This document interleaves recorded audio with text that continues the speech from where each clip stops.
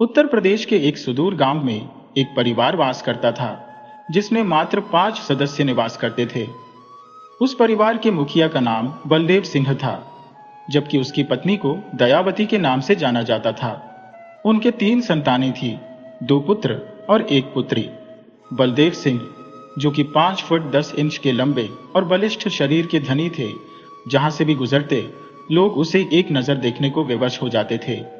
खेती बाड़ी के कार्यों में कुशलता के चलते परिवार की आर्थिक स्थिति स्थिर थी और गुजारा आराम से चलता था। बलदेव सिंह अपनी मर्यादा में रहना पसंद करता था और वह किसी की विशेष परवाह नहीं करता था, चाहे वह गांव का मुखिया ही क्यों ना हो। गांव के समृद्ध लोग उसकी इस आत्मनिर्भरता से चिढ़ते थे।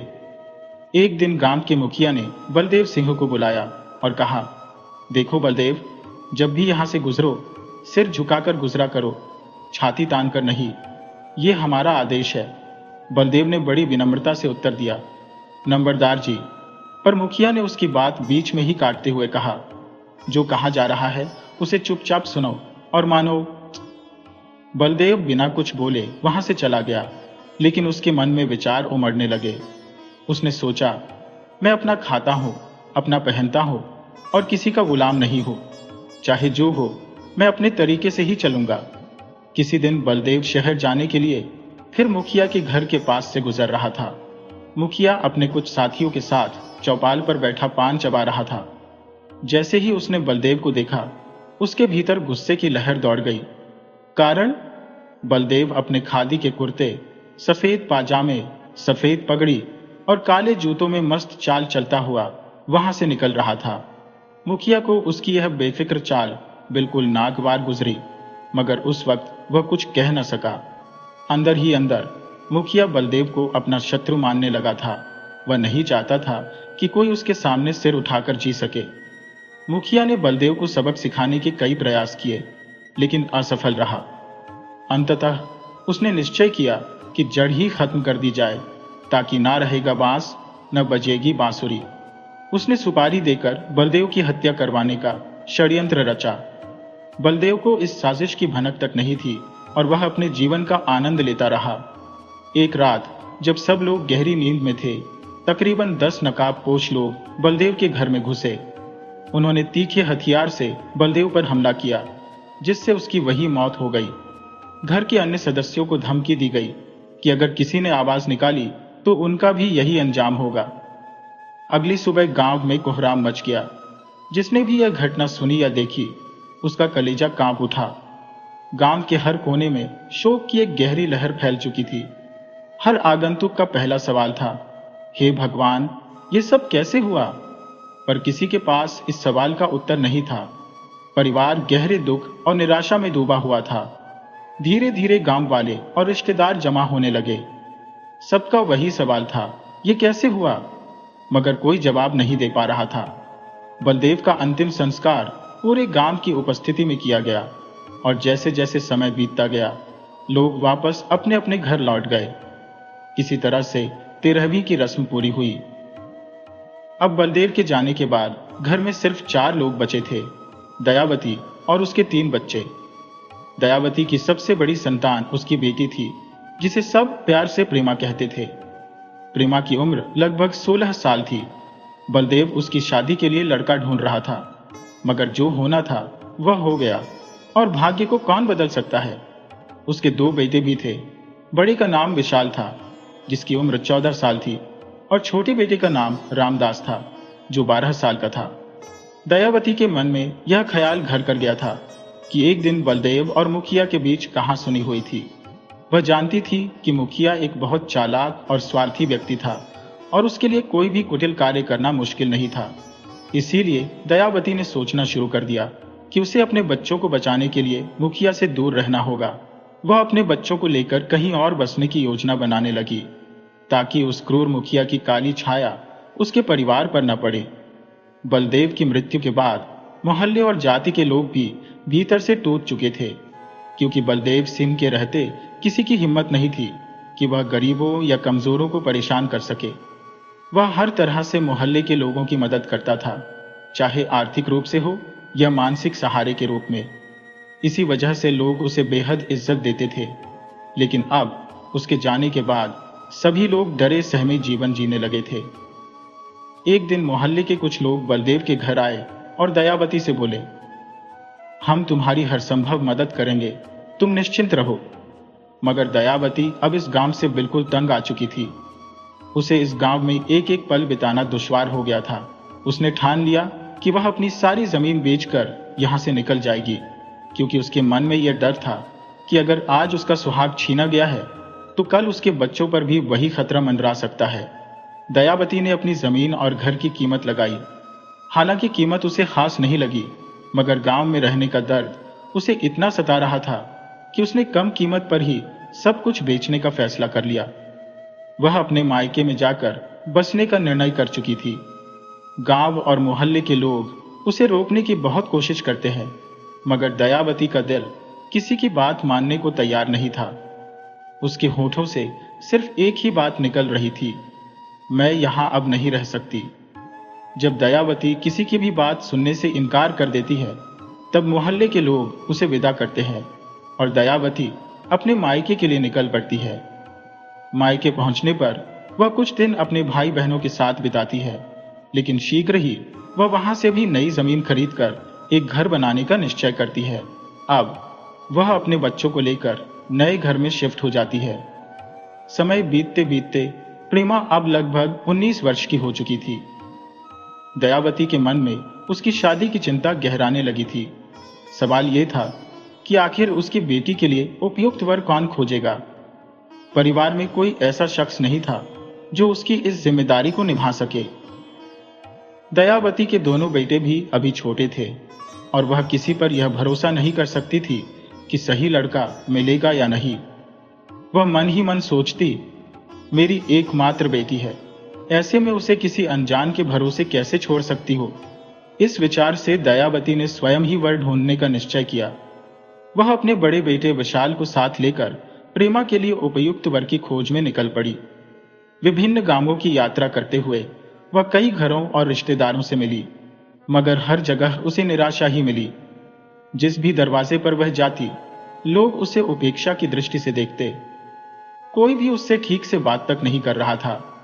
गांव के लोग उसे बदचलन कहकर उसकी निंदा कर रहे थे और किसी ने भी उसकी मदद नहीं की। दयावती थक हार कर एक दूसरे गांव की ओर बढ़ी, मगर वहां की स्थिति और भी दयनीय थी। जैसे तैसे करके वह अपनी जाति के लोगों के पास पहुंची, जहां उसे दादा नाम से बुलाए जाने वाले मुखिया से सामना हुआ। दादा ने उससे पूछा, बेटी तुम कहां से आई हो? दयावती ने उत्तर दिया, दादा हम ललितपुर के छोटे से गांव सीतापुरी से आए हैं। दादा ने फिर पूछा, तुम क्या करती हो बेटी? दयावती ने कहा, जो भी काम मिलता है वह कर लेती हो। इस पर दादा ने पूछा, तुम्हारे पति क्यों नहीं आए? दयावती ने रुंधे गले से उत्तर दिया, वह कुछ समय पहले ही गुजर गए। दादा ने संवेदनशीलता से पूछा, वे कैसे गुजरे? इस पर दयावती ने धीरे से कहा, गांव के ही एक आदमी से झगड़ा हो गया था और उसी वजह से उनकी मृत्यु हो गई। दादा ने यह सुनकर कहा, बस इतनी सी बात? दयावती ने सिर हिलाते हुए उत्तर दिया, हाँ दादा। इसके बाद दादा ने फिर पूछा, परिवार में और पुरुष सदस्य नहीं है? इस पर दयावती ने उत्तर दिया, हाँ हैं, लेकिन मैं उनसे ज्यादा मेल जोल नहीं रखती। दयावती के जीवन की चुनौतियां और उसके संघर्ष की गाथा हर कदम पर उसकी आत्मशक्ति को और भी मजबूत बना रही थी। दादा मन ही मन सोचता है, इससे तो कोई रिश्ता रखना ही बेकार है। देर रात किसी से मेल जोल न रखने वाली, फिर भी सबसे संबंध है। इसी वजह से इसका पति अब दुनिया में नहीं है। जब दादा अपने विचारों से मुक्त हो जाता है तो बोल पड़ता है, देखो बेटी, हमारा नाती अभी पढ़ाई कर रहा है, इसलिए फिलहाल विवाह का सवाल ही नहीं उठता। दयावती को यहां भी निराशा ही हाथ लगी। वह भारी मन से अपने बेटे विशाल को साथ लेकर उस गांव से बाहर निकल गई। गांव की सीमा पर पहुंचते ही वे दोनों एक पेड़ के नीचे उदास होकर बैठ गए। अब उनके मन में कहीं और जाने की हिम्मत नहीं बची थी।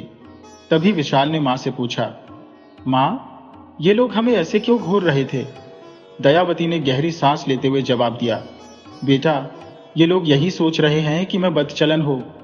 विशाल ने उत्सुकता से पूछा, मां, बदचलन का क्या मतलब होता है?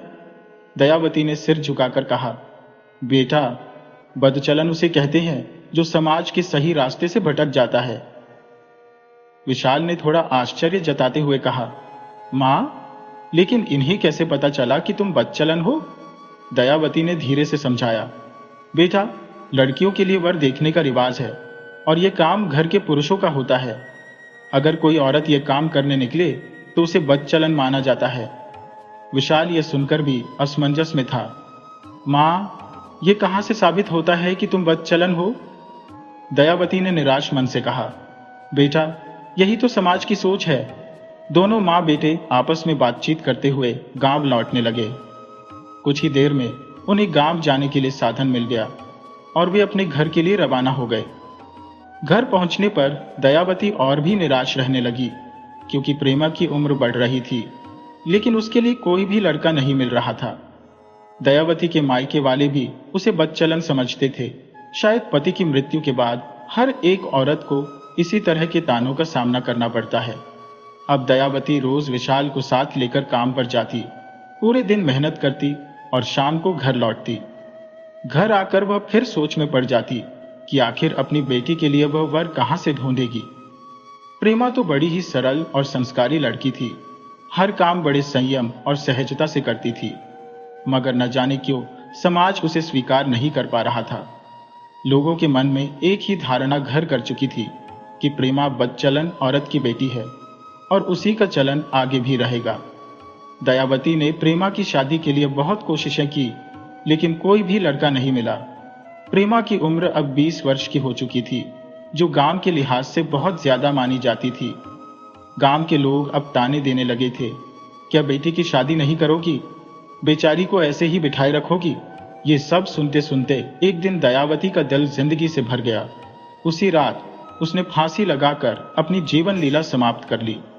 सूरज की पहली किरण के साथ तीनों बच्चे अपनी दिनचर्या के अनुसार उठ गए। प्रेमा, जो हमेशा अपनी मां के कार्यों में हाथ बटाती थी, उसे न पाकर आवाज देने लगी, मां, कहां हो? कई बार बुलाने पर भी जब कोई उत्तर न मिला तो वह अपने भाइयों से पूछने लगी, विशाल, क्या तुम जानते हो मां आज बिना बताए कहां चली गई? विशाल ने लापरवाही से कहा, अरे, कहीं किसी काम में लग गई होंगी। लेकिन प्रेमा को चैन नहीं पड़ा। मां बिना बताए कभी बाहर नहीं जाती। तुम जरा पड़ोस में जाकर पता तो करो। विशाल ने अनमने भाव से कहा, ठीक है, अगर तुम्हें तसल्ली नहीं हो रही तो मैं देख आता हूं। विशाल बाहर निकला और मां को ढूंढने लगा। पड़ोस की हर जगह पूछताछ की, लेकिन कोई भी मां का सुराग नहीं दे सका। थक हार कर जब वह घर लौटा और देखा कि मां अब भी नहीं लौटी, तो तीनों बच्चों की धड़कनें तेज हो गईं। वे सोचने लगे, आखिर मां गई कहां?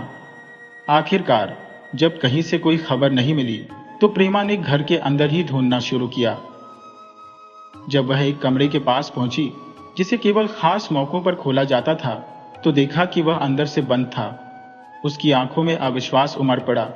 दरवाजा अंदर से बंद कैसे हो सकता है? तीनों भाई बहन डर और आशंका में एक साथ खड़े हो गए, आंखों में आंसू और नजरें दरवाजे पर जमी हुई। प्रेमा ने दरवाजा खटखटाया, लेकिन कोई प्रतिक्रिया नहीं मिली। अब तक बाहर से कुछ पड़ोसी भी आ चुके थे और दरवाजा तोड़ने की बात करने लगे। वह पुराना पुश्तैनी घर था। लकड़ी के दरवाजे थे, जिन्हें तोड़ना मुश्किल नहीं था। छेनी और हथौड़े की मदद से दरवाजा तोड़ा गया और जैसे ही वह खुला, पूरे घर में चीख पुकार गूंज उठी। दर्दनाक चिल्लाहटों ने आसपास के लोगों को भी इकट्ठा कर लिया। दरवाजे के भीतर का दृश्य देखकर सभी बच्चों ने रोते बिलखते अपने सिर पीटने शुरू कर दिए। दयावती को फांसी के फंदे से उतारते हुए तीनों बच्चे चीख चीख कर रोने लगे। वे भगवान से सवाल करने लगे, हे भगवान, आखिर हमने तेरा क्या बिगाड़ा था? कभी भगवान को दोष देते तो कभी खुद को कोसते। पिता की मृत्यु का दुख इतना नहीं था, क्योंकि तब भी उनके पास मां का सहारा था, लेकिन आज वह एकमात्र आस भी टूट चुकी थी। पड़ोस के लोग उन्हें सांत्वना देने लगे, कुछ कहने लगे। दयावती बेचारी कितनी सरल और निष्कपट थी, जब भी मिलती हंसकर बात करती थी। कुछ अन्य लोग कहने लगे, दयावती को हमने बचपन से देखा है, कितनी शांत और नेक महिला थी। वही लोग जो कल तक उसे बदचलन कहकर ताने मारते थे, अब उसकी तारीफें कर रहे थे। उनके तानों की ही वजह से दयावती आज इस दुनिया को छोड़ गई। पड़ोसियों ने मिलकर दयावती का अंतिम संस्कार करवाया। दयावती के मायके वालों ने भी उसकी दिन और तेरहवीं करने की जिम्मेदारी ली। वे बोले, हम अपनी बहन के लिए सब कुछ करेंगे, उसे बड़े धूमधाम से विदा करेंगे। दयावती की तेरहवीं भी बड़े धूमधाम से की गई। अब तीनों बच्चों को उनके मामा मामी के घर रहने के लिए कहा गया और वे वहां चले गए। इस बीच तीनों बच्चे अब तक बहुत समझदार हो चुके थे, पर मां की कमी उनके जीवन से कभी पूरी ना हो सकी। विशाल और रामदास नजदीकी शहर में मेहनत कर रहे थे। वहां काम की तलाश में दिन भर पसीना बहाते और शाम ढलते ही अपने मामा मामी के घर लौट आते। तीनों भाई बहन अब एक अलग हिस्से में रहने लगे थे। प्रेमा स्वभाव से गुणी और मेहनती, सिलाई कढ़ाई का काम कर घर का खर्च संभालने लगी थी। मां के निधन के 4 वर्ष बाद इन सभी ने कठिन संघर्ष कर एक अच्छी खासी रकम जमा कर ली थी। विशाल ने मन में ठान रखा था कि अपनी बहन की शादी ऐसी धूमधाम से करेगा कि पूरा सीतापुरी हतप्रभ रह जाएगा। अब बारी थी प्रेमा के लिए वर की तलाश करने की। दोनों भाई अपनी बहन के लिए एक योग्य वर ढूंढने निकल पड़े। कई जगहों पर गए, मगर कोई लड़का दिल को नहीं भाया। विशाल सोचता रहा, मेरी बहन ने इतने कष्ट झेले हैं, उसकी शादी मैं ऐसी करूंगा कि पूरे गांव को गर्व हो। रास्ते में दोनों भाई आपस में चर्चा करते हुए जा रहे थे। विशाल बोला, शिवपुर के बाबूजी का लड़का कैसा रहेगा? रामदास ने विचार करते हुए कहा, वह पेशे से भी अच्छा है। विशाल ने सहमति जताई, हाँ, वह उनके घर का इकलौता बेटा है और काफी संपन्न भी है। रामदास ने सवाल किया, लेकिन लड़के की पढ़ाई लिखाई कैसी है? विशाल ने जवाब दिया, उसने अपनी पढ़ाई पूरी कर ली है और अब सरकारी नौकरी के लिए तैयारी कर रहा है। रामदास ने उत्साह में कहा, तो फिर यह रिश्ता सही रहेगा, बस यह देखना होगा कि वे ज्यादा कुछ न मांगे। विशाल ने भरोसा दिलाया, बाबूजी ऐसी कोई मांग नहीं रखेंगे। वे एक अच्छी लड़की ढूंढ रहे हैं और हमारे पिताजी से उनका अच्छा परिचय भी था। रामदास बोला, तो फिर भैया शिवपुर चलते हैं और आज ही इस रिश्ते की बात पक्की कर लेते हैं। दोनों भाई शिवपुर की ओर चल पड़े और महज 3 घंटों में वहां पहुंच गए। जब वे बाबूजी के घर पहुंचे तब तक काफी देर हो चुकी थी और घर के बाहर कुछ लोग पान सुपारी खाते बैठे थे। दोनों ने जाकर बाबूजी के चरण स्पर्श किए। बाबूजी ने पूछा, कैसे आना हुआ बेटा? विशाल ने निवेदन किया, बाबूजी, आपसे एक जरूरी बात करनी है। बाबूजी बोले, तुम तो मेरे अच्छे मित्र के बेटे हो, खुलकर बताओ तुम्हें क्या चाहिए? विशाल ने गहरे आदर से कहा, बाबूजी, हम अपनी बहन को आपकी बहू बनाना चाहते हैं, इससे हमें गर्व महसूस होगा। बाबूजी ने मुस्कुराते हुए कहा, तुम मेरे बेटे समान हो, निश्चिंत रहो, मैं तुम्हारी बहन से भली भांति परिचित हूं और अपने बेटे का विवाह उसी से करूंगा। विशाल ने श्रद्धापूर्वक कहा, बाबूजी, आप इतने धनवान हैं, हमारे पास देने को ज्यादा कुछ नहीं है, लेकिन हम आपकी इज्जत में कोई कमी नहीं छोड़ेंगे। बाबूजी ने गंभीरता से कहा, इन बातों को अब छोड़ो, मेरे दोस्त की आत्मा को इससे ठेस पहुंचेगी। वह परलोक से सब कुछ देख रहा होगा। उसके बाद बाबूजी ने भोजन का प्रबंध किया और सभी ने मिलकर साथ में भोजन किया। रात्रि का भोजन समाप्त होते ही सभी लोग अपने अपने बिस्तर पर जाकर सो गए। सुबह जब उजाला हुआ तो विशाल और रामदास ने बाबूजी के चरण स्पर्श कर आशीर्वाद लिया और अपने घर की ओर चल पड़े। रास्ते में रामदास ने कहा, बाबूजी का स्वभाव कितना उदार है भैया। ऐसे लोग दुर्लभ ही होते हैं जो इतने धर्मनिष्ठ होने के बावजूद इतनी विनम्रता दिखाते हैं। ऐसे महानुभावों का मैं दिल से आदर करता हूं। विशाल ने गंभीर स्वर में कहा, यह सब ईश्वर की कृपा है। हम में इतनी शक्ति कहां थी कि इतने बड़े घर में विवाह कर पाते। रामदास ने सहमति में सिर हिलाते हुए कहा, हां भैया, आप सही कह रहे हो। इसी तरह बातचीत करते हुए दोनों भाई अपने गांव पहुंच गए। दोनों ही अब अत्यधिक प्रसन्न थे, क्योंकि उन्हें अपनी बहन के लिए बिल्कुल वैसा ही वर मिल गया था जैसा वे चाहते थे। अब वे शादी की तैयारियों में व्यस्त हो गए। दोनों भाई सोचते रहे कि वे इतने अच्छे से इंतजाम करेंगे कि प्रेमा को यह कभी महसूस न हो कि यदि माता पिता होते तो कुछ कम होता। शादी की तारीख भी तय हो गई थी। गांव में शादी की तैयारियां जोरों पर थी और सभी मित्र रिश्तेदार सहयोग के लिए आगे आ गए थे। हर कोई अपनी ओर से मदद देने के लिए तत्पर था। धीरे धीरे सभी आवश्यक सामान एकत्र होने लगा और गांव वाले भी अपनी सेवा भाव से जुट गए थे। विशाल के पास लोग आते और कहते, जो भी चीज चाहिए बस बता देना। कोई कहता, मैं तुझे अपना ही मानता हूं, तुझे किसी चीज की चिंता नहीं करने दूंगा। यह सुनकर विशाल को अचंभा हुआ कि वही लोग जो कल तक इस परिवार का बहिष्कार करते थे, आज मदद के लिए सबसे पहले खड़े थे। कुछ रिश्तेदार जिन्होंने पहले ताने दिए थे, अब वही लोग शादी में आने और सहायता देने के लिए उतावले थे। वह सोचने लगा, ये सब अचानक कैसे बदल गया? क्या यह भगवान की कोई लीला है? चारों ओर बस एक ही चर्चा हो रही थी, प्रेमा की शादी। आखिरकार वह दिन आ ही गया जिसका सभी को बेसब्री से इंतजार था। बाबूजी, जो अपने बेटे की शादी को लेकर बेहद उत्साहित थे, ने मन ही मन तय कर रखा था कि शादी बहुत ही धूमधाम से करेंगे। जब बारात गांव में दाखिल हुई तो चारों ओर पटाखों की आवाज से पूरा माहौल गूंज उठा। गांव वालों को भी पता चल गया कि बारात आ चुकी है और वे अपनी जिम्मेदारियों में और तेजी से जुट गए। रोड लाइट्स, डीजे, बैंड और घोड़े, जो आमतौर पर शादियों में नहीं देखे जाते थे, इस बार सब कुछ देखने को मिला। गांव के बच्चे, बूढ़े सभी मस्ती में झूम रहे थे। हर कोई यही कह रहा था, किस्मत वालों को ही ऐसा घर मिलता है। रामेश्वर से बड़ा इस गांव में कोई नहीं, पर उसकी बेटी की शादी भी इतनी धूमधाम से नहीं हुई थी। गांव के एक किनारे पर जनवासा था, जहां बारात धूमधाम के साथ पहुंची। सबसे पहले बारातियों का फल से स्वागत किया गया, जिसमें विभिन्न प्रकार के फलों का मिश्रण था। उसके बाद नाश्ते में बर्फी, गुलाब जामुन, गाजर का हलवा, पेड़ा और समोसा परोसा गया। गांव के लोगों को खाने के मौके कभी कभार ही मिलते थे, लेकिन वे मेहनतकश थे, इसीलिए उन्हें किसी दिक्कत का सामना नहीं करना पड़ा। परंतु शहर से आए मेहमानों की स्थिति गंभीर थी। वे भोजन के बाद मैदान की ओर भागते रहे। मैदान में जगह थी, इसीलिए बड़ी समस्या नहीं आई। अब कीके की रस्म हुई और उसके बाद जयमाला का कार्यक्रम संपन्न हुआ। जिसने भी दूल्हा दुल्हन की जोड़ी देखी, वह यही कहता रहा कि समय भी सही है और जोड़ी भी कितनी अनुपम है। फिर सभी ने मिलकर शादी की रस्में पूरी की। जब विदाई का समय आया तो पूरे परिवार ने मिलकर प्रेमा को विदा किया। दोनों भाई अपनी बहन प्रेमा से बहुत प्रेमा करते थे, क्योंकि प्रेमा ने ही उन्हें माता पिता का स्नेह और देखभाल दी थी। वह अपने भाइयों को खिलाए बिना कभी खाना नहीं खाती थी। इस तरह के गहरे प्रेमा ने तीनों को एक मजबूत रिश्ते में बांध रखा था। आज जब भाई अपनी बहन से जुदा हो रहे थे तो उनके दिलों में गहरा दर्द था। आंसू रुक रुक कर बह रहे थे।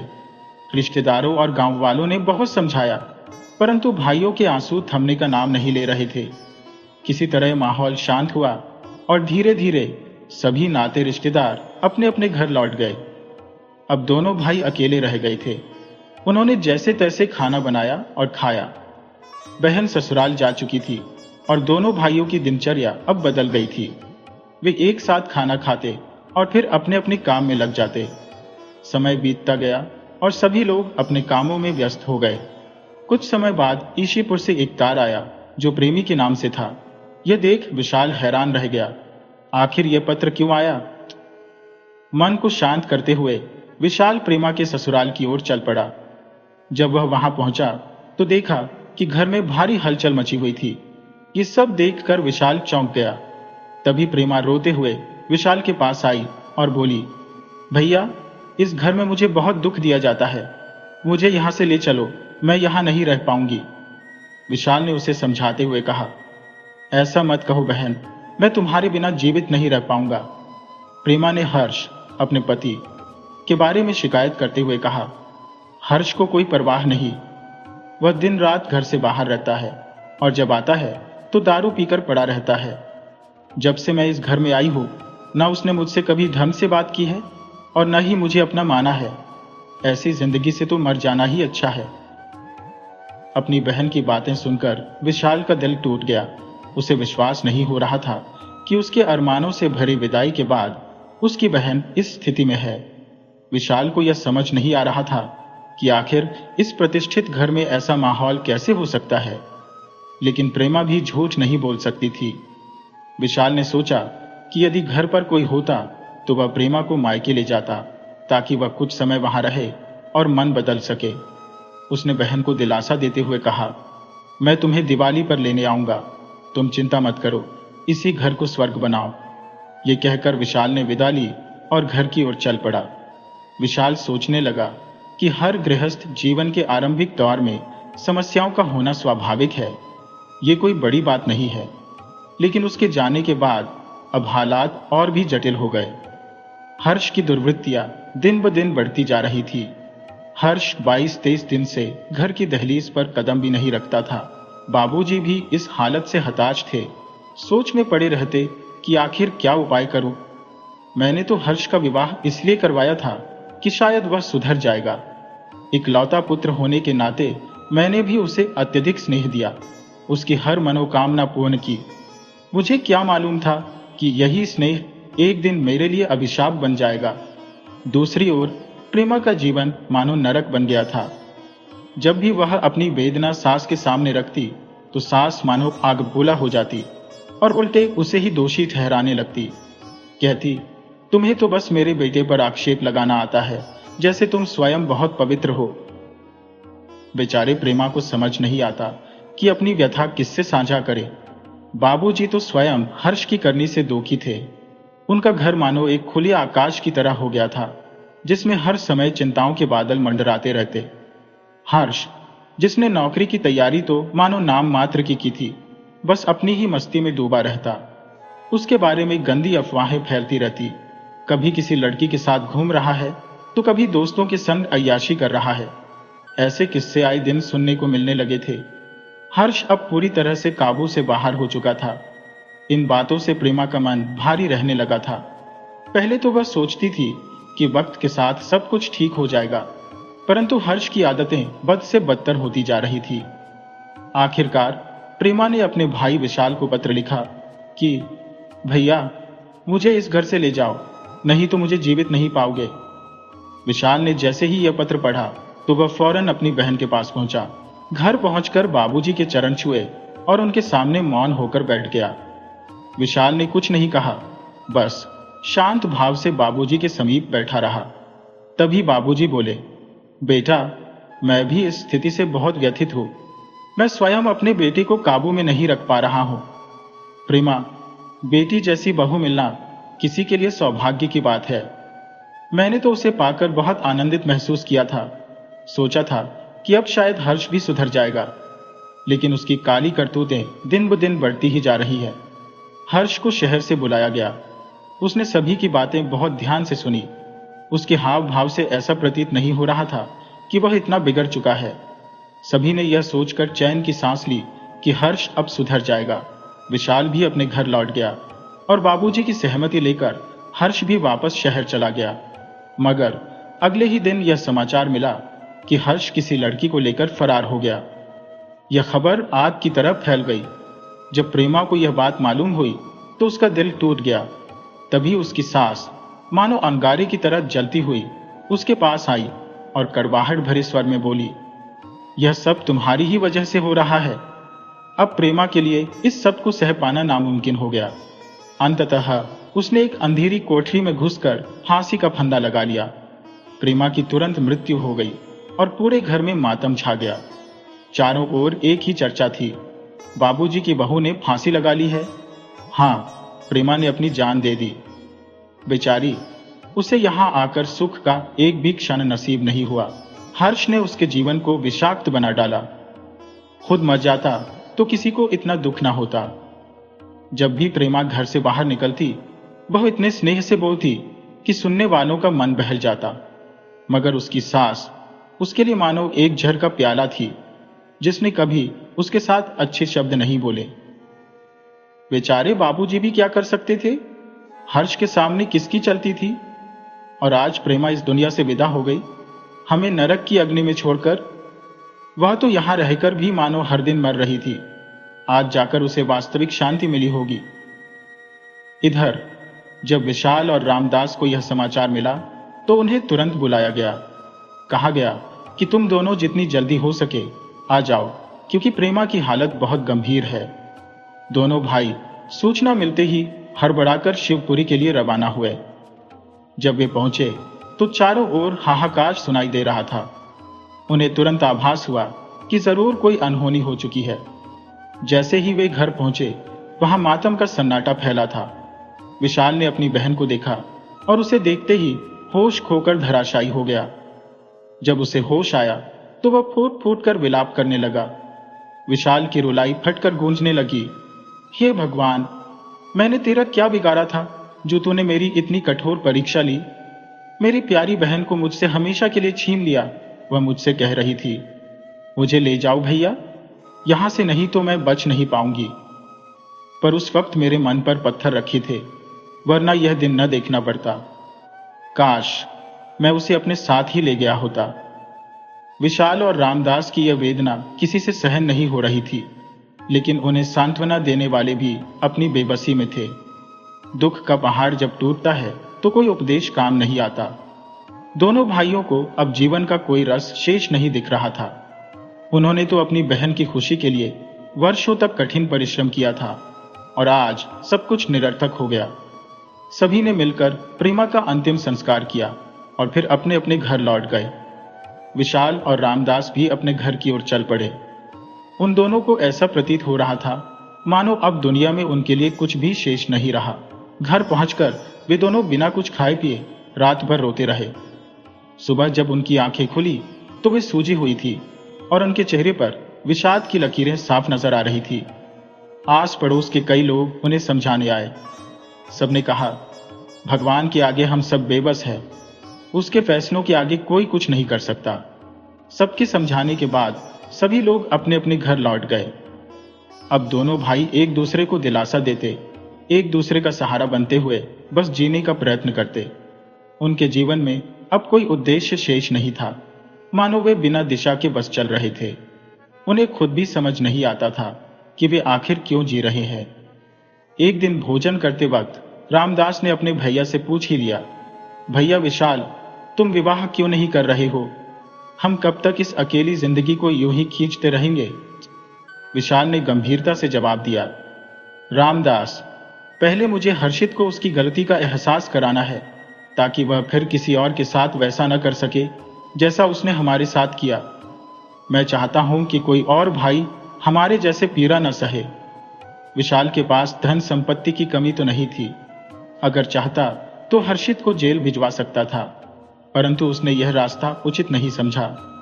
समय अपनी चाल चलता रहा। लोग अपनी अपनी जिंदगी की आपाधापी में व्यस्त हो गए। कुछ समय बाद खबर मिली कि हर्ष जिस लड़की को भगाकर ले गया था, वह उसे छोड़कर किसी और के साथ भाग गई। हर्ष का बुरा हाल था। उसे मार पीट कर अधमरा सड़क किनारे छोड़ दिया गया। किसी ने उसे बेसुध हालत में अस्पताल में भर्ती कराया। उसके पास जो थोड़ी बहुत दौलत थी, वह भी उस लड़की के साथ चली गई। हर्ष के माता पिता भी यह सुनते ही अस्पताल पहुंचे। जब विशाल को इस घटना का पता चला तो वह भी अस्पताल पहुंच गया, लेकिन हर्ष की हालत देखकर मौन साध लिया। उसकी मर्मांतक अवस्था ने विशाल को अंदर तक हिला दिया और वह केवल भगवान से उसकी सलामती की प्रार्थना करता रहा। हर्ष के सामने विशाल के मन में कई सवाल कौंधे थे, पर उसे देखकर वह सब भुला बैठा, क्योंकि हर्ष बुरी तरह से जख्मी था। उसकी खोपड़ी की नसें फट चुकी थी और काफी खून बह चुका था। विशाल ने काफी देर तक अस्पताल में रुकने के बाद घर की राह ली। इस दौरान हर्ष का इलाज जारी रहा। अब वह प्रेमा को याद कर पछताने लगा। उसे एहसास हुआ कि प्रेमा ने उससे सच्चा प्रेमा जताने की भरसक कोशिश की थी, परंतु वह मूर्खता और अज्ञानता के अंधकार में डूबा रहा, जो उसकी मर्मस्पर्शी भावनाओं को न समझ सका। अब हर्ष ने मन में ठान लिया था कि यदि उसे प्रेमा का प्यार दोबारा मिले तो वह उसे कभी दुखी नहीं होने देगा। वह सोचने लगा कि काश मैं प्रेमा के प्यार को पहले समझ पाता तो आज यह दिन न देखना पड़ता। अब वह संकल्पित था कि वह प्रेमा को इतना प्रेमा देगा कि वह अतीत की कड़वाहट भूल जाएगी। उसकी गलती का पश्चाताप करते हुए उसने ठान लिया कि वह अपने प्यार से उसके सभी दुखों को हर लेगा। काश तुम मेरे पास होती तो सबके सामने तुम्हें गले से लगा लेता। तुम तो साक्षात प्रेमा की देवी हो, और मैं तो अंधा निकला जो तुम्हारी प्रेमा को पहचान न सका। हफ्तों की चिकित्सा के बाद हर्ष पूर्णतः स्वस्थ हो गया। बाबूजी ने पूछा, बेटा, अब तुम क्या करना चाहोगे? शहर में ही रहना चाहते हो या घर वापस आना? हर्ष ने तुरंत उत्तर दिया, पिताजी, अब मैं आपके साथ घर ही जाऊंगा। मुझे अब आप सभी के पास ही रहना है। तीनों लोग घर की ओर चल पड़े। हर्ष के मन में विचारों का बवंडर था कि वह प्रेमा से क्या कहेगा, कैसे कहेगा। उसने कई बार शब्दों को तराशने की कोशिश की, पर समझ नहीं पाया कि कहां से शुरुआत करे।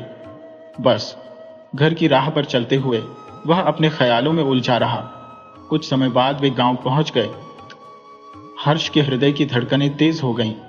उसकी सोच में एक उथल पुथल थी कि वह प्रेमा से कैसे बात करेगा, उसकी नजरों का सामना कैसे करेगा। मन के गहरे ऊहापोह के साथ अंततः वह घर के दरवाजे पर पहुंचा और दरवाजे के भीतर कदम रखा।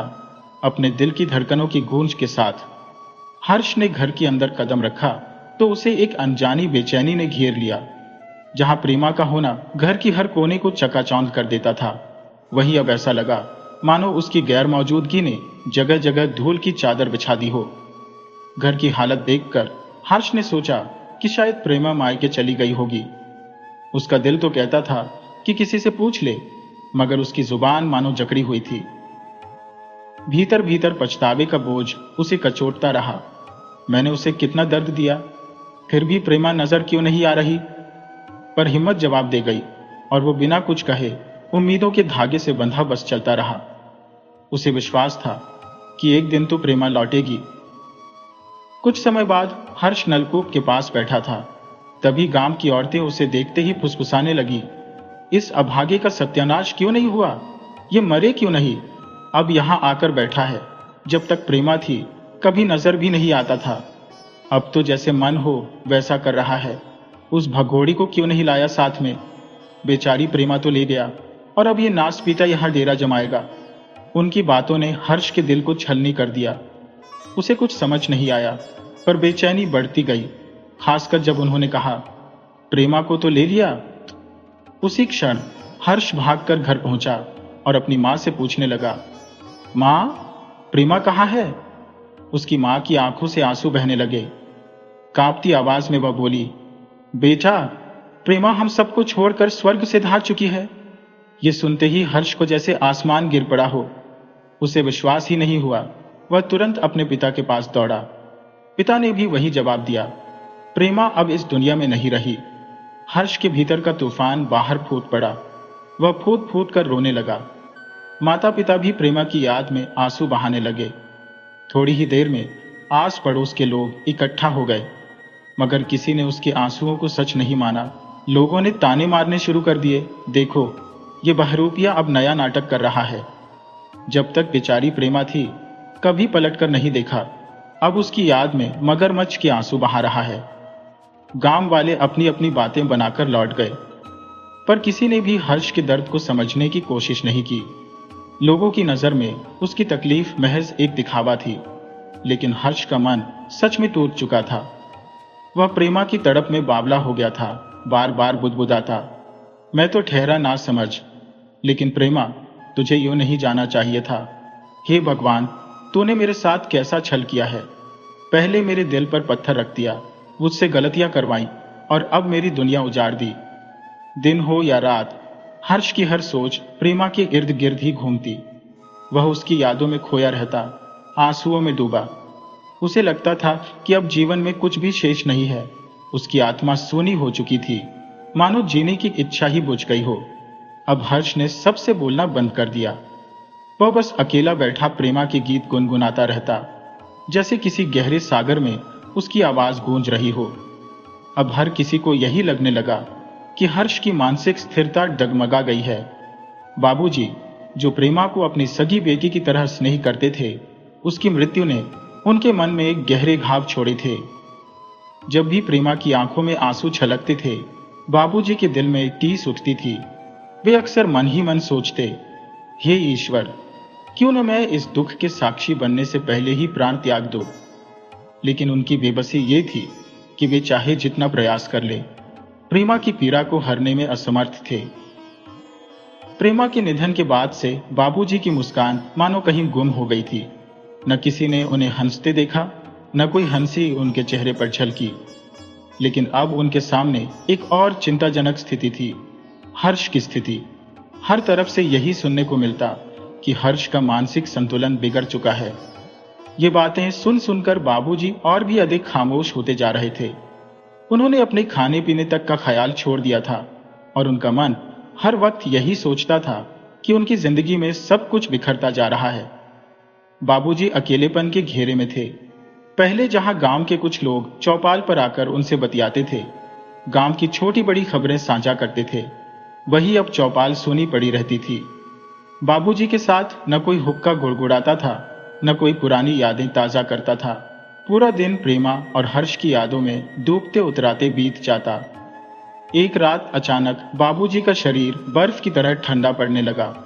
घबराहट में उन्हें अस्पताल ले जाया गया। डॉक्टरों ने कहा, किसी गंभीर समस्या की बात नहीं है, बस रक्तचाप थोड़ा कम है, नियंत्रण में आ जाएगा। लेकिन तमाम कोशिशों के बाद भी डॉक्टर बाबूजी को संभाल नहीं सके और अंततः उन्होंने इस दुनिया से विदा ले ली। घर पहले ही दुख और समस्याओं के अंधकार में डूबा था और अब इस नई विपदा ने उसे और भी अधिक झकझोर दिया। अब घर में बस दो ही लोग बचे थे, मां और बेटा। उन दोनों पर पूरे घर का बोझ आ पड़ा था। उनके जीवन की स्थिरता बुरी तरह बिखर चुकी थी। गांव में लोग इस विपत्ति की भयावहता को सोचकर भी कांप उठते थे। बाबूजी का शव जब अस्पताल से गांव पहुंचा तो पूरे गांव में मातम फैल गया। बुरे व्यक्तियों की मौत पर कभी किसी को आंसू बहाते नहीं देखा, लेकिन बाबूजी जैसे सीधे सादे और ईमानदार इंसान के निधन ने सभी को दुखी कर दिया था। उनके अंतिम संस्कार में लोगों का हुजूम उमड़ पड़ा था, मानो गांव का हर व्यक्ति उनके प्रति अपना स्नेह प्रकट करना चाहता हो। दूर दूर से लोग एकत्र हुए। सैकड़ों की भीड़ ने उनकी अंतिम यात्रा में भाग लिया। मिसाल और रामदास भी बाबूजी की अंतिम यात्रा में प्रमुखता से शामिल हुए। शायद ही कोई ऐसा रिश्तेदार रहा हो जिसने इस अवसर पर अपनी उपस्थिति दर्ज न कराई हो। दूसरी ओर हर्ष की मानसिक स्थिति अभी भी डगमगा रही थी, लेकिन इस विपत्ति के समय विशाल और उसके छोटे भाई ने इस टूटे हुए परिवार का हाथ थामा। उन्होंने ठान लिया कि वे हर्ष का समुचित उपचार कराएंगे और इस परिवार की देखभाल करेंगे, क्योंकि उनकी बहन तो पहले ही उन्हें छोड़कर जा चुकी थी। विशाल और उसके भाई की मदद से हर्ष का इलाज शुरू हुआ और धीरे धीरे उसकी हालत में सुधार आने लगा। समय ने घावों पर मरहम लगाया और हर्ष की जिंदगी में फिर से कुछ प्रकाश लौटने लगा। विशाल और उसका भाई सेवाराम दोनों ही अपने तन मन से बाबूजी के परिवार को सहारा दे रहे थे। धीरे धीरे समय ने घावों पर मरहम लगाया और हर्ष की मानसिक स्थिति सुधरने लगी। एक दिन हर्ष की मां ने अपनी उदासी जताते हुए कहा, बेटा, अब इस घर में मन नहीं लगता। तुम्हारे बाबूजी कितने ईमानदार थे, जीवन भर दूसरों के सुख दुख में साथ रहे, मगर अब हमें यहाँ ठहरना बहुत भारी लगने लगा है। हम यहाँ कैसे रहें जब उनका साया भी नहीं है। विशाल ने उन्हें समझाया, मौसी, जो हो गया उसे बदला नहीं जा सकता। हम भी दुखी हैं क्योंकि हमारी बहन भी हमें छोड़कर चली गई। वह हमें माँ बाप दोनों का स्नेह देती थी, मगर उसकी यादें भुलाना आसान नहीं है। फिर भी जीवन ठहरता नहीं है, हमें आगे बढ़ना ही होगा। इसके बाद विशाल और सेवाराम ने हर्ष के लिए एक उपयुक्त कन्या की खोज शुरू की। उन्हें एक सुसंस्कारी सौम्य स्वभाव की लड़की मिली जो गरीब परिवार से थी। उसका सरल आचरण देखकर उन्होंने हर्ष का विवाह उससे कर दिया। शादी के बाद हर्ष की मां ने एक दिन कहा, बेटा, तुम्हारे आने से इस घर में खुशियों का फिर से वास हो गया है, मगर तुम अब कहां चलने की सोच रहे हो। विशाल ने कहा, मौसी, अब हमें विदा लेनी चाहिए। तब हर्ष की मां ने उनसे वादा लिया, पहले यह प्रतिज्ञा करो कि तुम अपनी बहन के जाने के दुख को भुलाकर जीवन की ओर फिर से एक नई राह पकड़ोगे। विशाल ने यह वादा निभाने का भरोसा दिलाया। अब हर्ष ने अपने छोटे भाई सेवाराम के विवाह का प्रबंध किया। सेवाराम ने भी बड़े भाई विशाल के प्रति आभार जताया और कहा, भैया, पहले आप अपना घर बसा लें। विशाल ने अपनी शादी बाद में की, जबकि पहले सेवाराम का विवाह हुआ। समय बीतता गया और दोनों भाइयों के जीवन साथी घर में आ गए। जल्द ही दोनों के परिवार में किलकारियां गूंजने लगी और घर फिर से हंसी खुशी से भर गया। हर्ष के भी एक पुत्र और एक पुत्री का जन्म हुआ और बेटी का नाम उसने प्रेमा रखा, अपनी खोई हुई बहन की याद में। अब हर्ष जी जान से मेहनत करता, अपने परिवार को खुशियों से सींचता। दूसरी ओर विशाल और सेवाराम अपने अपने परिवारों में रम गए थे। इस प्रकार जो परिवार कभी दुर्दशा में बिखर गया था, उसने एक बार फिर सुकून और संतोष की छाप तले अपनी दुनिया बसा ली। अगर आपको हमारी यह कहानी पसंद आई हो तो कृपया हमारे चैनल को सब्सक्राइब करें, वीडियो को लाइक करें और अपने मित्रों के साथ साझा करें।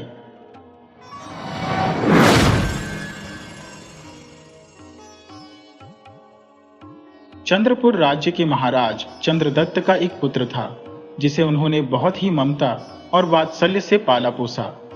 राजा चंद्रदत्त ने अपने बेटे के लालन पालन में कोई कसर नहीं छोड़ी। कुछ समय पश्चात महारानी फिर से गर्भवती हुई और महाराज इस आस में थे कि इस बार भी उन्हें पुत्र रत्न की प्राप्ति हो। महाराज चंद्रदत्त की बेटियों के प्रति कोई रुचि नहीं थी, उन्हें सिर्फ पुत्र ही पसंद थे।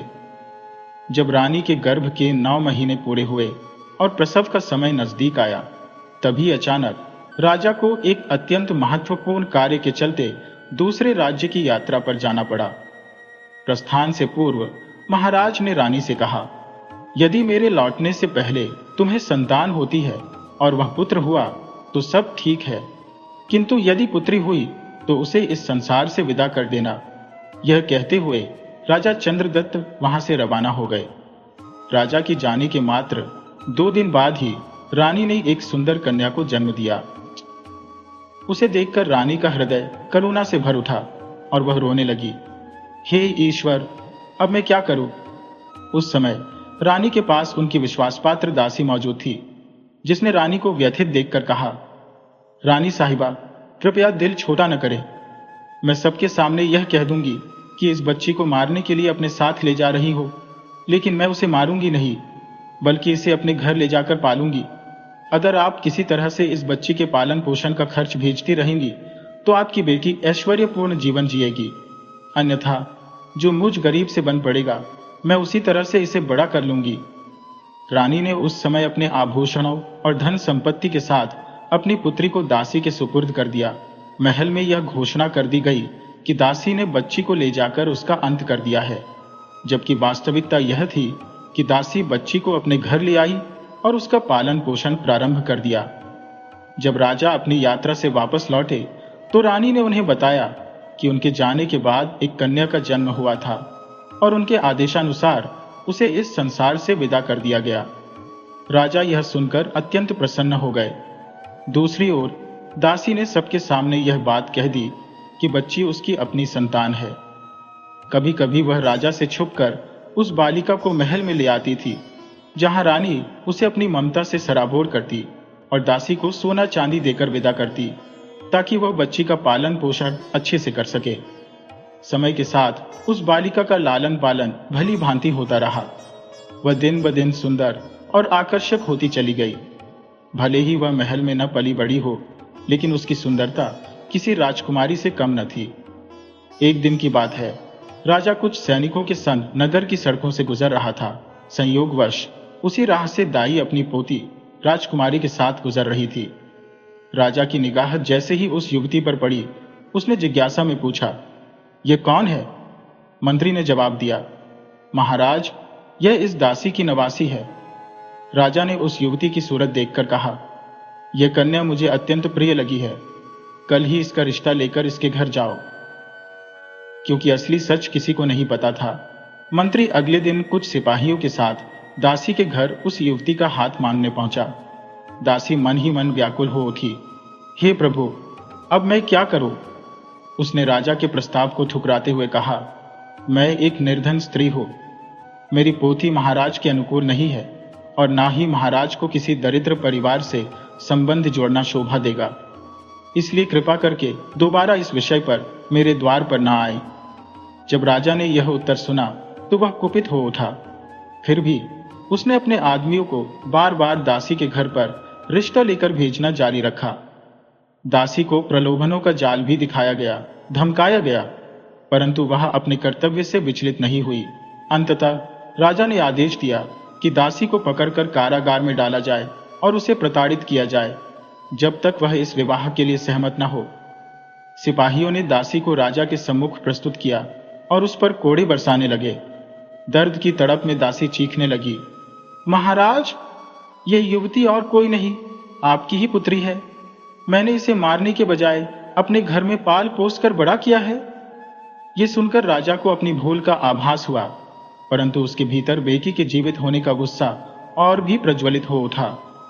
उसने अपने पुत्र राजकुमार को बुलाया और आदेश दिया, अपनी बहन को जंगल में ले जाकर मार डालो।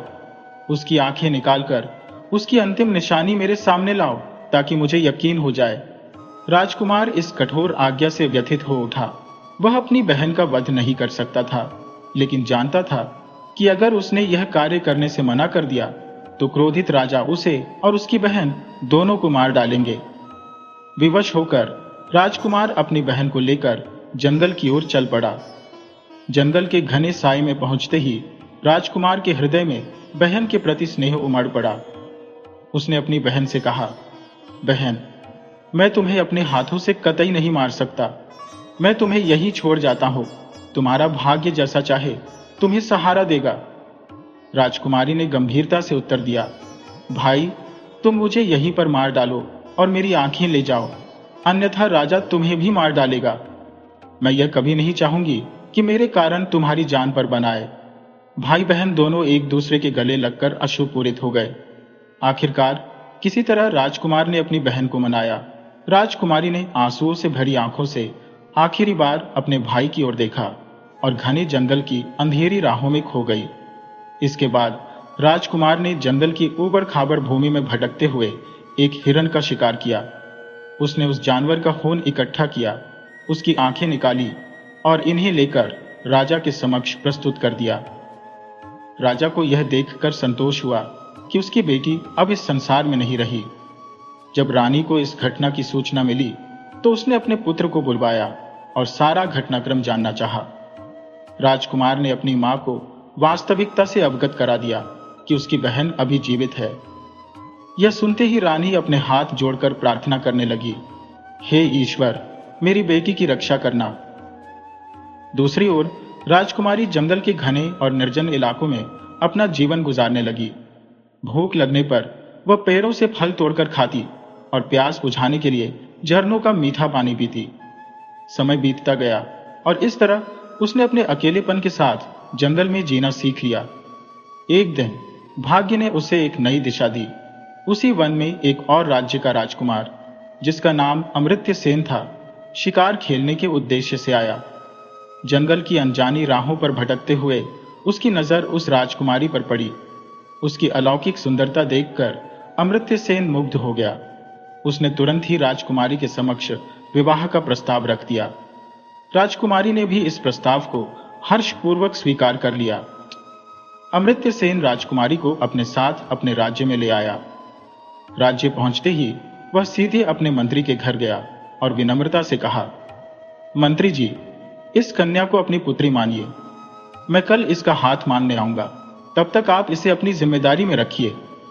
मंत्री ने आदरपूर्वक कहा, राजकुमार, आप चिंता न करें, यह अब मेरी बेटी के समान है। जब भी चाहें इसे अपने साथ ले जाए। इसके बाद अमृत्य सेन ने राजकुमारी को मंत्री के घर पर छोड़ा और अगले ही दिन कुछ दरबारियों को विवाह प्रस्ताव के लिए भेज दिया। 2 दिन पश्चात राजकुमार और राजकुमारी का विवाह अत्यंत धूमधाम से संपन्न हुआ। अमृत्य सेन राजकुमारी के प्रेम में इतना डूब चुका था कि उसने कभी उसकी बीती हुई जिंदगी के बारे में जानने की कोशिश नहीं की। धीरे धीरे 1 वर्ष बीत गया। तब एक दिन अमृत्य सेन ने राजकुमारी, जो अब रानी बन चुकी थी, से गंभीरता से पूछा, अब तुम मुझे सच सच बताओ कि तुम कौन हो और किसकी पुत्री हो।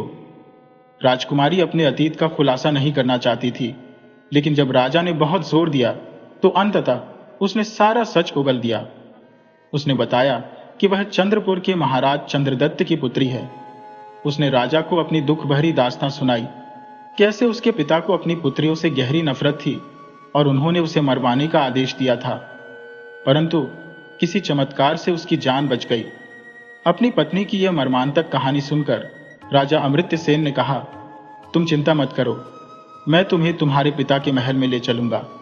राजकुमारी ने कहा, मुझे मेरे क्रूर पिता के समक्ष ले जाने का प्रयास मत कीजिए, अन्यथा वह निःसंदेह मेरी हत्या कर देंगे। परंतु अमृत्य सेन ने उसे ढांढस बंधाते हुए कहा, तुम निश्चिंत रहो, जब तक मैं हूं तुम्हें किसी प्रकार का भय नहीं होना चाहिए। राजकुमारी के बार बार मना करने पर भी राजा अमृत्य सेन अपने निर्णय पर अडिग रहा और अंततः यह निश्चय हुआ कि अगले सप्ताह राजा अमृत्य सेन अपनी रानी को लेकर उसके माता पिता से भेंट करने जाएगा। इस हेतु राजा अमृत्य सेन ने चंद्रपुर की यात्रा के लिए व्यापक प्रबंध करवाया। राजकुमारी के साथ एक सेना का काफिला और सेनापति को भी रवाना किया गया। हालांकि राजा अमृत्य सेन स्वयं राज्य के एक महत्वपूर्ण कार्य के कारण महल में ही रुके रहे। उन्होंने सेनापति से कहा कि 2 दिन बाद वह अपना कार्य निपटाकर रास्ते में ही उनसे मिल जाएगा। सेनापति, राजकुमारी और काफिला चंद्रपुर की ओर प्रस्थान कर गए। एक स्थान पर पहुंचते ही उन्हें विश्राम करना पड़ा। सेनापति ने राजकुमारी के लिए एक भव्य तंबू तैयार करवा दिया, परंतु राजकुमारी ने ध्यान दिया कि सेनापति का तंबू भी उसके तंबू के अत्यधिक समीप लगाया गया था। यह देख राजकुमारी ने सेनापति को बुलाकर कहा, तुम जानती हो कि मैं एक राजा की पुत्री हूं और एक राजा की पत्नी भी। अपना तंबू यहां से दूर हटाकर लगाओ। सेनापति ने विनम्रता से उत्तर दिया, महारानी जी, महाराज ने आपकी सुरक्षा का भार मुझ पर सौंपा है। यदि आपको कोई क्षति पहुंची तो मैं महाराज को क्या जवाब दूंगा। राजकुमारी ने उसे आश्वस्त करते हुए कहा, तुम निश्चिंत रहो, मुझे कुछ नहीं होगा, परंतु अपना तंबू यहां से दूर हटाकर लगाओ। लेकिन सेनापति अपनी बात पर अड़ा रहा। रात का भोजन समाप्त होने के बाद सब अपने अपने तंबुओं में विश्राम करने चले गए, परंतु सेनापति की मनः स्थिति विकृत हो चुकी थी। उसकी नीयत में खोट आ गया था। रात के सन्नाटे में वह राजकुमारी के तंबू में घुस गया। राजकुमारी को पहले ही उसके इरादों पर संदेह था, अतः हल्की सी आहट से वह जाग गई।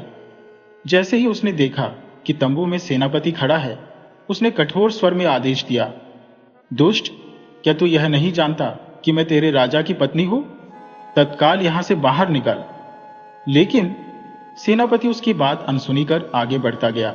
जब राजकुमारी ने देखा कि सेनापति के मन में अनिष्ट की भावना पूरी तरह हावी है, तो उसने तुरंत पास रखा एक भारी फूलदान उठाया और उसके सिर पर दे मारा।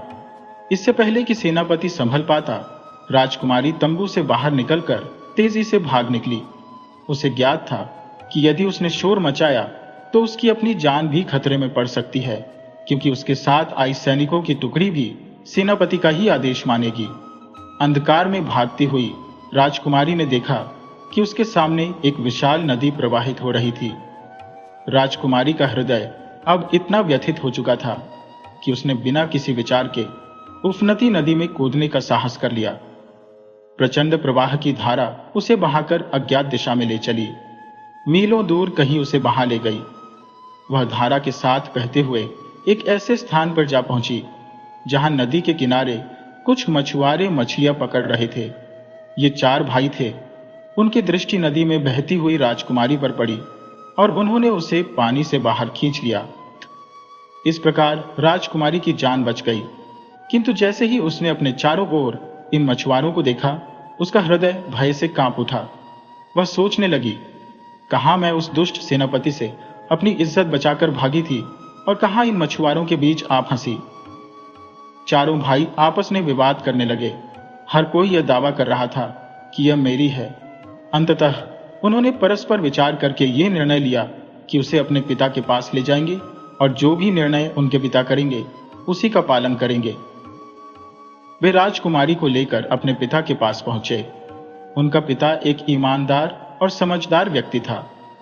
उसने राजकुमारी को देखते ही समझ लिया कि वह किसी राजघराने की स्त्री है और उसका कोई भी बेटा उसके योग्य नहीं है। उसने अपने पुत्रों को समझाते हुए कहा, मेरे बेटों, तुम 4 भाई हो, तुम्हारी कोई बहन नहीं है। इस लड़की को अपनी बहन बना लो और इसकी रक्षा करो। ये तुम्हारे जीवन को परिवर्तित कर सकती है। पिता की बात सुनकर चारों भाई सहमत हो गए। उन्होंने राजकुमारी को अपनी बहन के रूप में स्वीकार कर लिया और उसकी देखभाल को अपनी सर्वोच्च प्राथमिकता बना लिया।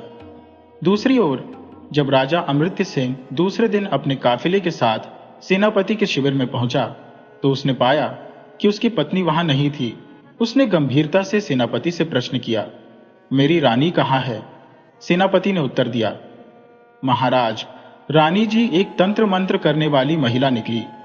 उन्होंने कल रात मुझसे उल्लू की आंखें, बिल्ली का रक्त और गिरगिट की पूंछ मंगवाई थी। रात भर वह अपने तंबू में अजीबोगरीब क्रियाएं करती रही। वहां से अजीबोगरीब ध्वनियां आ रही थी, लेकिन सुबह जब हमने तंबू देखा तो वे वहां नहीं थी। राजा ने ये बातें सुनकर आश्चर्य मिश्रित अविश्वास से देखा।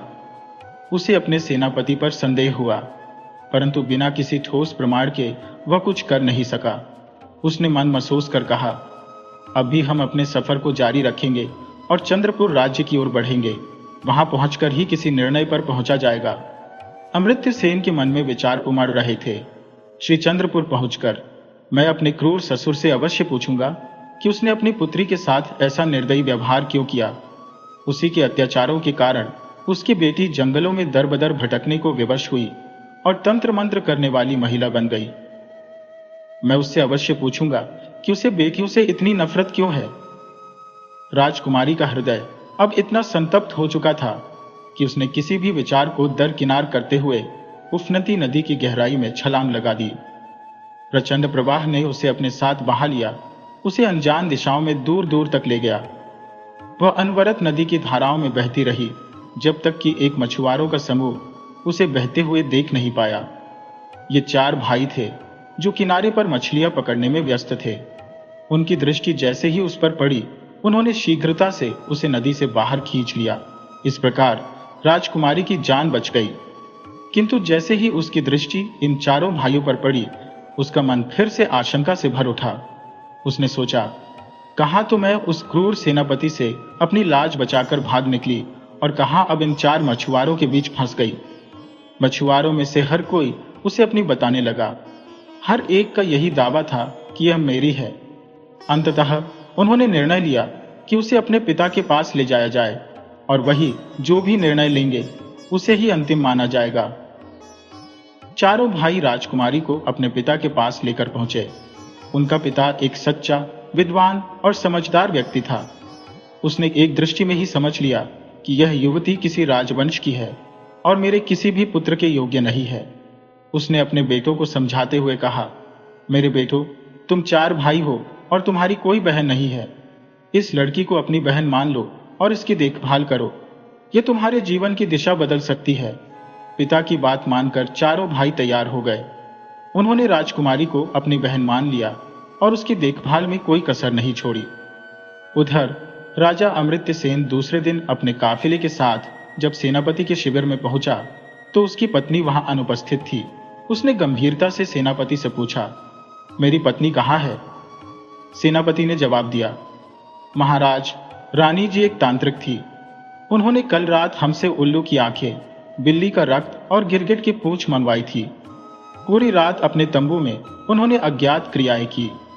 वहां से विचित्र ध्वनियां आती रही, लेकिन जब सुबह हुई तो वह तंबू में नहीं थी।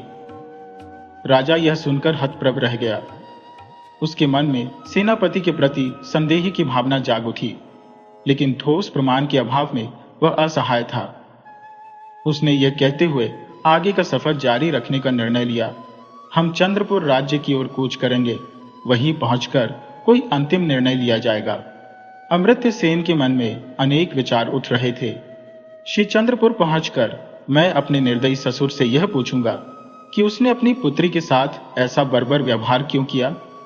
उसी के अत्याचारों की वजह से उसकी बेटी दर दर भटकने को विवश हुई और तंत्र मंत्र की राह पकड़ ली। मैं उससे अवश्य पूछूंगा कि आखिर उसे बेटियों से इतनी घृणा क्यों है। दाई ने उस लड़की को अपने हाथों से संजोकर बड़ा किया।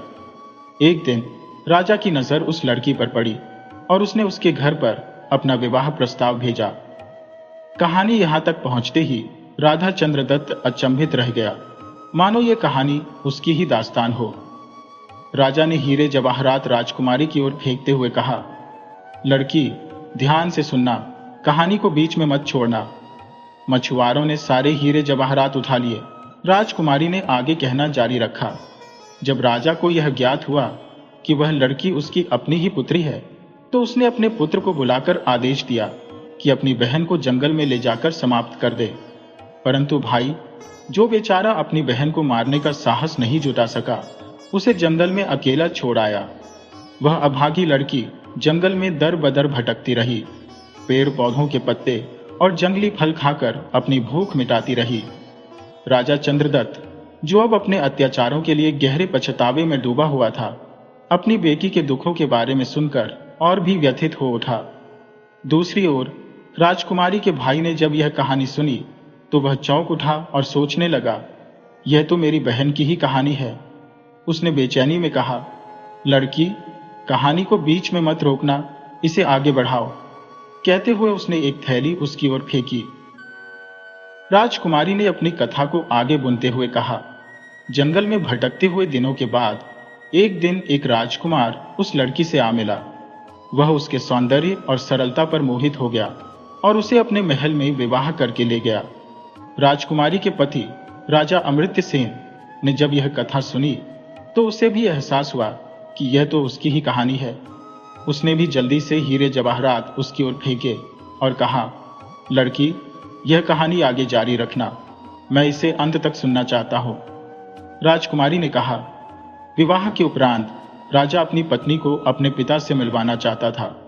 उसने अपने सेनापति को निर्देश दिया कि वह एक सैन्य दल के साथ रानी को लेकर आगे बढ़े।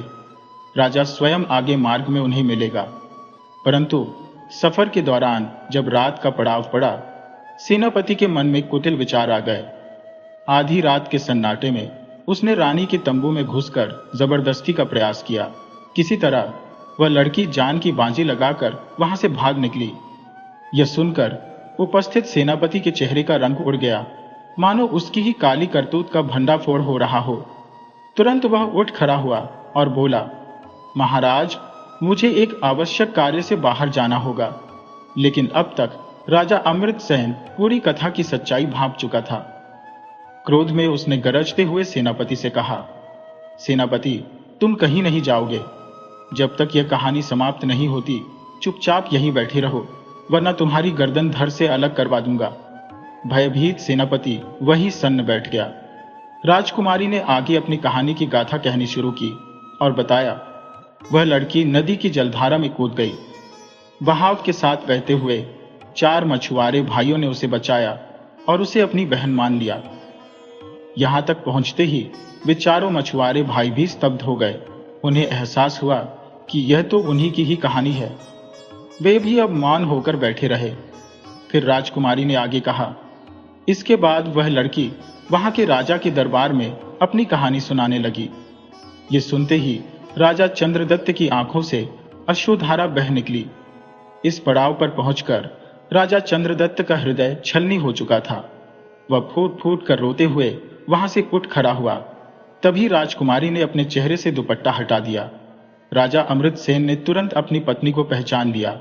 वही राजा चंद्रदत्त भी इस सच्चाई को समझ चुका था कि वह लड़की उसकी ही बेटी थी। एक पिता ने अपनी खोई हुई संतान को पा लिया और एक पति ने अपनी बिछड़ी हुई पत्नी को। दोनों अत्यधिक हर्षित हुए। तुरंत उन्होंने सैनिकों को आज्ञा दी कि दुष्ट सेनापति को कारागार में डाल दिया जाए और उसकी मृत्युदंड की सजा का ऐलान कर दिया। राजा चंद्रदत्त अपनी पूर्व की कठोरता और किए गए अत्याचारों के लिए गहरी शर्मिंदगी में डूब गया। उसने अपनी बेटी और पत्नी से क्षमा याचना की। इसके पश्चात राजा ने अपनी बेटी को उसके पति के संग अत्यंत प्रसन्नता के साथ विदा किया और फिर वे सब मिलकर एक सुखमय जीवन व्यतीत करने लगे।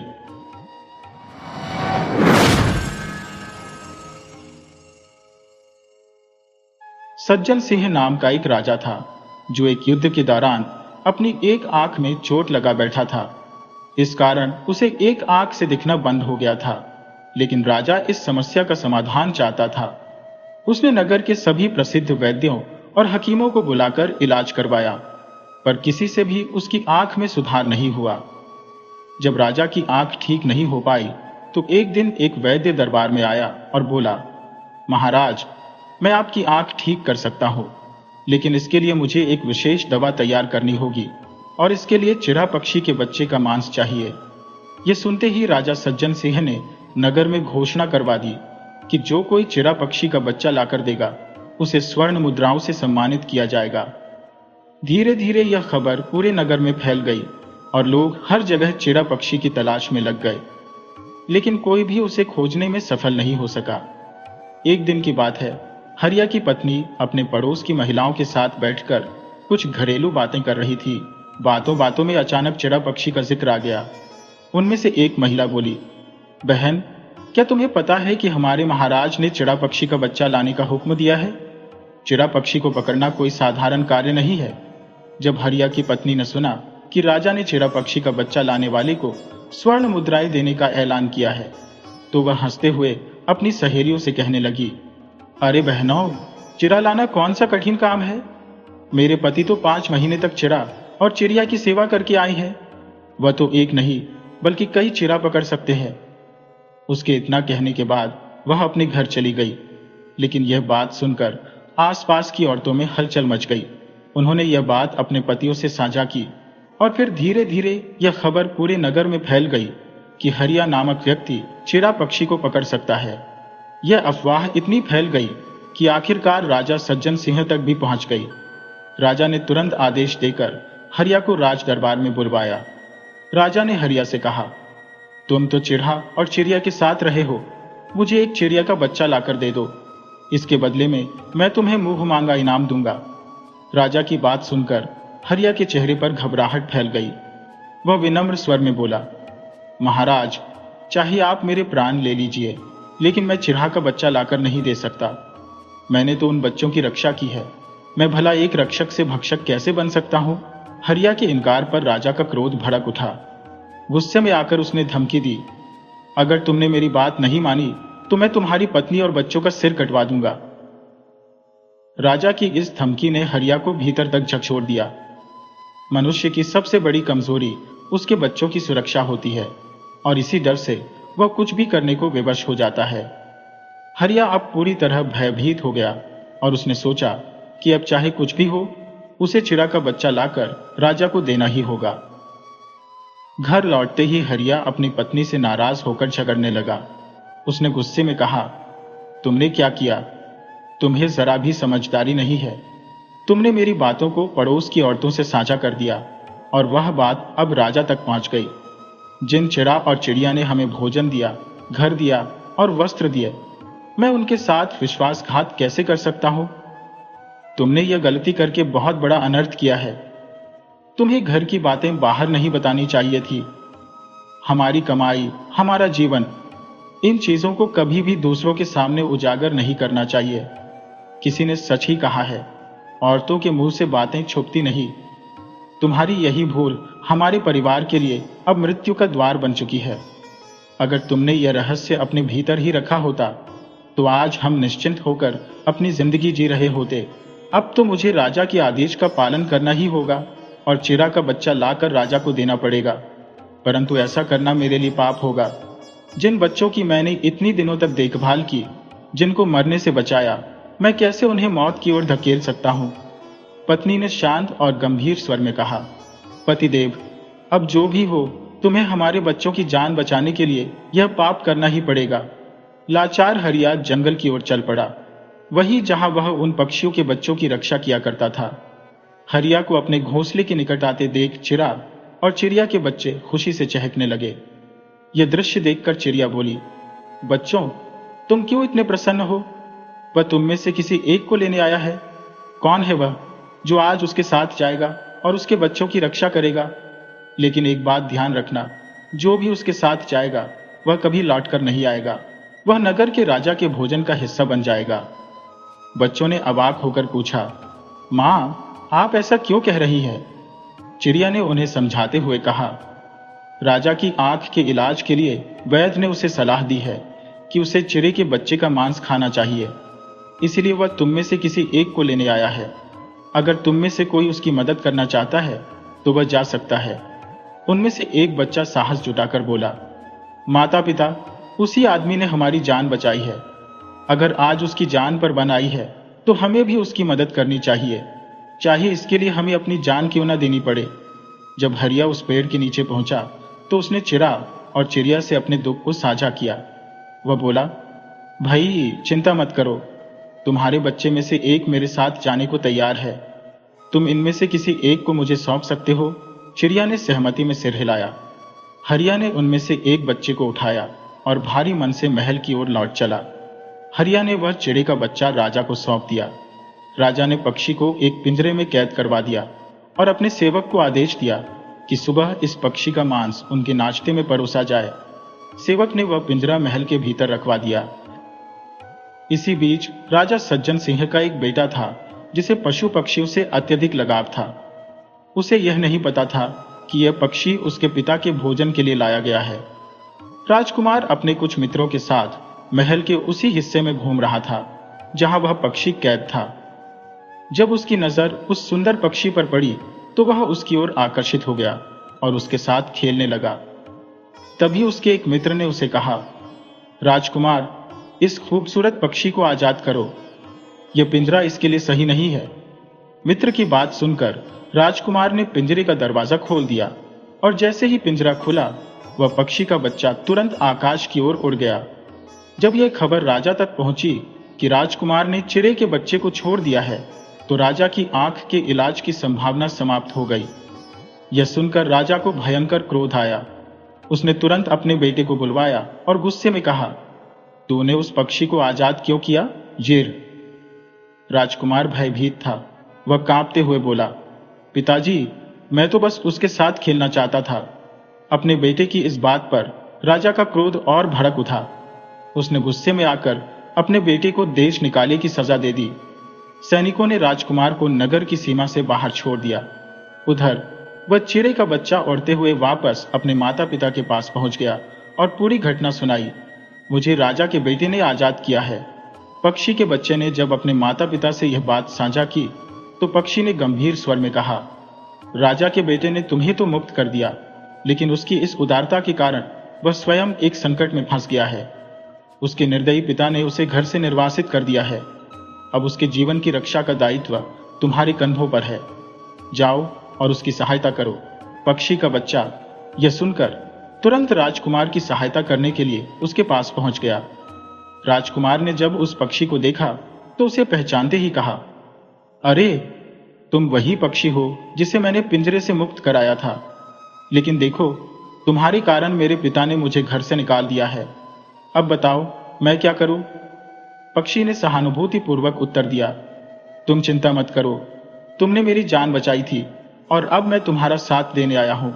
चाहे सुख हो या दुख, अब मैं हमेशा तुम्हारे साथ रहूंगा। राजकुमार यह सुनकर प्रसन्न हो गया। अब कम से कम उसके पास इस पक्षी के रूप में एक मित्र तो था। उसके बाद वे दोनों एक साथ यात्रा करते हुए एक अन्य नगर पहुंचे।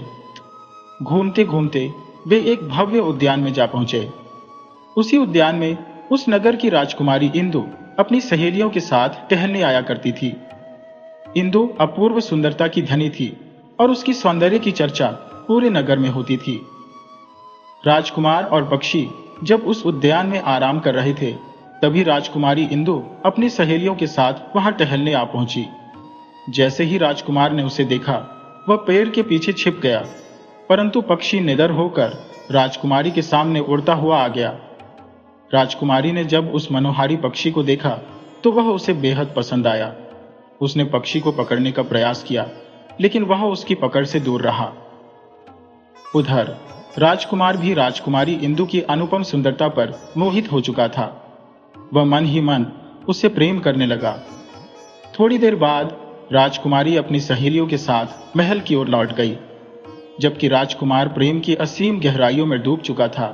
उसकी इस स्थिति को देख पक्षी ने उसे सांत्वना देते हुए कहा, मित्र, तुम चिंता मत करो, मैं अवश्य ही राजकुमारी से मिलकर तुम्हारी सहायता करूंगा।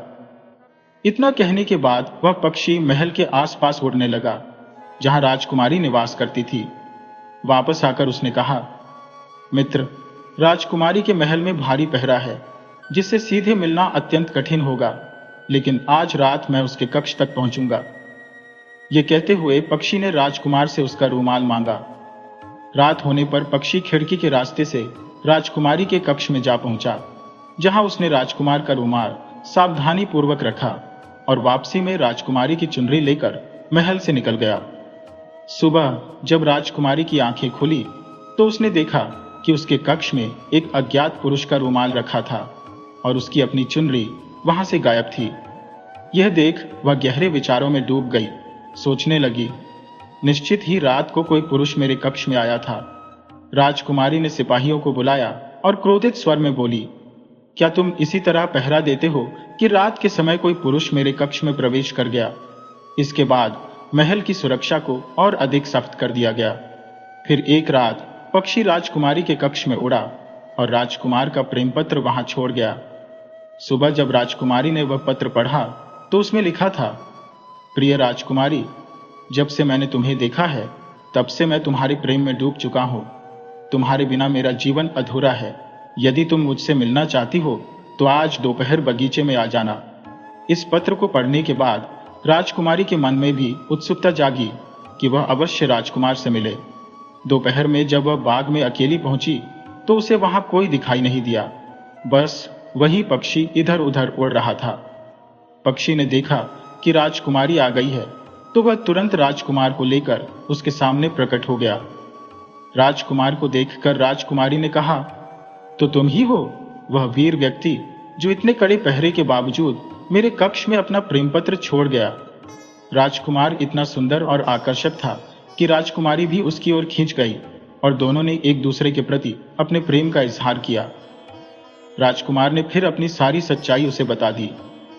ये सुनकर राजकुमारी बोली, मेरे पिता राजा सज्जन सिंह कभी हमारी शादी के लिए राजी नहीं होंगे जी, हमें भागकर विवाह करना होगा। राजकुमार इसके लिए सहमत हो गया और अगले दिन वे दोनों पक्षी के साथ राज्य छोड़कर चले गए। चलते चलते वे एक दूरस्थ जंगल में पहुंचे जहां उन्होंने एक छोटी सी झोपड़ी बनाकर अपना जीवन शुरू किया। उनका जीवन प्रेम से भरपूर था, लेकिन एक दिन अचानक झोपड़ी में आग लग गई। आग में वे दोनों तो बच गए, लेकिन पक्षी का एक पंख जल गया। पक्षी बोला, अब तुम दोनों को अपने पिता के महल में लौट जाना चाहिए। मुझे लगता है अब इतना समय बीत चुका है कि राजा तुम्हारी अनुपस्थिति महसूस कर रहे होंगे। तुम्हारे विवाह की खबर सुनकर शायद वे तुम्हें क्षमा कर देंगे, लेकिन मैं अभी नहीं आ सकता क्योंकि मेरा एक पंख जल चुका है और मुझे यहीं रहकर उसके फिर से उगने का इंतजार करना होगा। पक्षी की सलाह मानकर वे दोनों जंगल से निकल पड़े। कुछ दूर जाने के बाद उन्हें एक नदी मिली। वे नाव पर सवार होकर नदी पार करने लगे, लेकिन अचानक नाव पलट गई और दोनों नदी के ठंडे पानी में गिर गए। पानी के प्रबल प्रवाह में बहते बहते राजकुमारी और राजकुमार एक दूसरे से बहुत दूर निकल गए। राजकुमारी बहते हुए नगर के एक किनारे जा पहुंची, जहां कुछ सैनिकों ने उसे बेहोश पाया और उठाकर महल ले गए। नगर के राजा ने जब उसकी